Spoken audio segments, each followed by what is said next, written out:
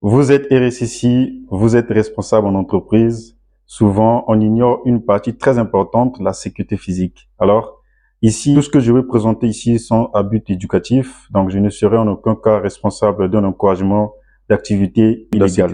Alors que je pense, avant de parler de la sécurité logicielle, on devait penser à la sécurité physique.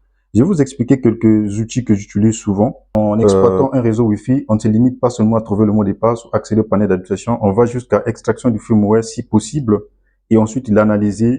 Vous allez même remarquer, j'ai des caméras ici. Ces caméras me permettent aussi d'analyser les firmware, comprendre leur comportement. Tout en sachant que le FreePass 0, c'est un outil qui fait beaucoup de choses. Donc, vous pouvez l'utiliser pour pas mal de choses pendant les missions Red Team, Pentest en boîte noire. J'ai le petit modem issu d'Airtel. Airtel, ce modem me permet de connecter mes appareils qui sont uniquement fonctionnels en CLI, de le mettre dans le réseau avant d'aller en mission. On peut avoir nos petits outils dans les poches et se connecter à ces outils. C'est le Smack 3 Easy qui me permet en tout cas de faire du pentest sur le RFID, la technologie RFID NFC, 2 antennes alpha. C'est un outil qui permet de faire du pentest Bluetooth et il sera aspiré puis je le convertis en modem Wi-Fi, ce qui me permet de créer des réseaux Wi-Fi très réalistes sans pourtant se soucier encore du hostap depuis ma machine. Mais depuis ici, je crée un réseau Wi-Fi, même plusieurs. Et ensuite, je peux même créer un réseau Wi-Fi qui imite tous les protocoles de nos jours. Donc, du web jusqu'à WPA3 entreprise. Là-dessus, un Kali Linux qui tourne avec le 26, donc Kali Linux 2026.1. Là, comment ces équipements seront alimentés? Il faut avoir une batterie très forte. Donc, cette batterie à 50 watts, qui me permet en tout cas de travailler toute une journée, 2 jours, 3 jours, sur Crow 2, qui permet en tout cas d'aller plus loin de ce que le Flipper 0 peut faire au niveau de la radio.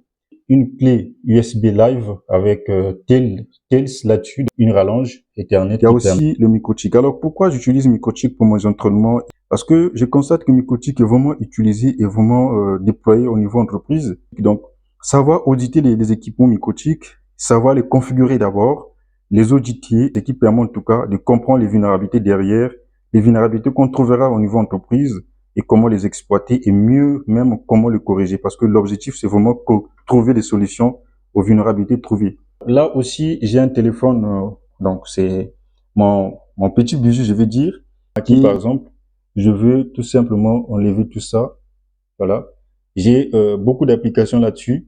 Donc, vous remarquez, là, j'ai un Kali Linux complet. C'est pas un Kali NetHunter standard où vous avez quelques outils qui tournent en Docker.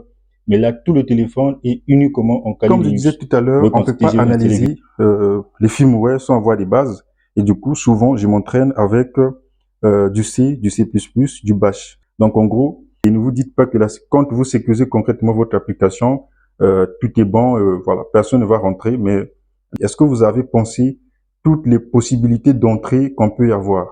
Je ne sais pas. Et si c'est le cas, bravo pour vous. Mais si ce n'est pas le cas, n'hésitez pas en tout cas de penser à la sécurité physique, de solidifier votre posture de sécurité. Parce que la cybersécurité, c'est pas simplement déployer un outil de sécurité ou encore de monitoring, mais c'est un processus. Et du coup, ce processus, ça regarde de manière globale et non de manière particulière. De manière globale, c'est-à-dire logicielle et aussi matérielle.